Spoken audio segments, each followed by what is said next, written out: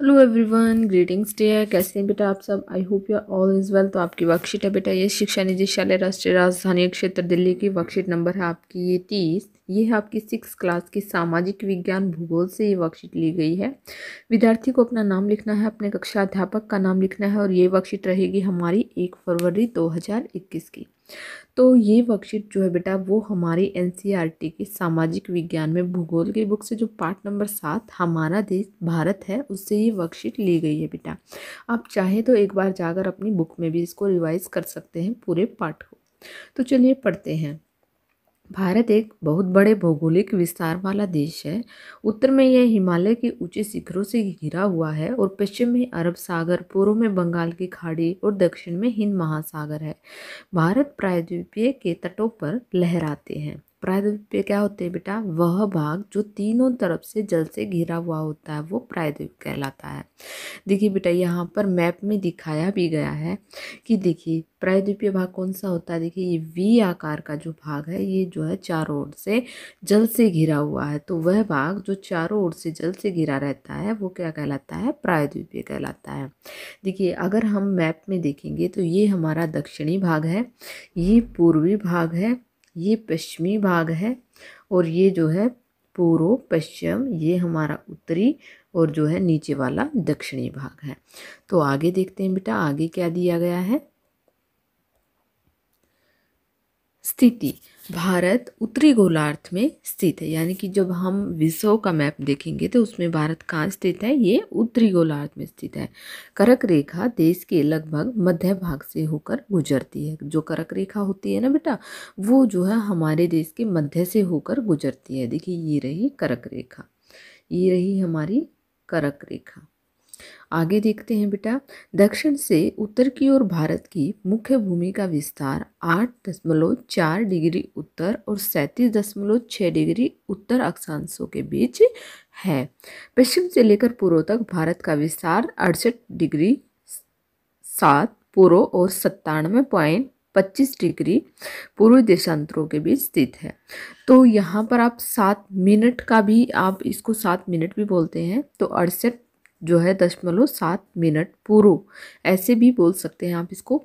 आगे है बेटा 82, आप इसको दशमलव भी लगाते हैं, 82 डिग्री 30 मिनट पूर्वी देशांतर के स्थानीय समय को भारत का मानक समय के रूप में लिया जाता है, जिससे कि हमें बेटा जो है अपने समय का पता चलता है।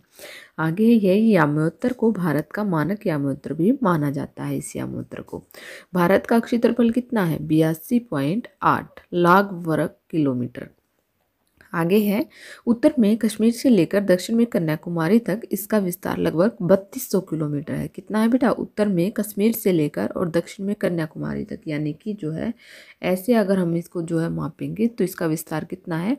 3200 वर्ग किलोमीटर।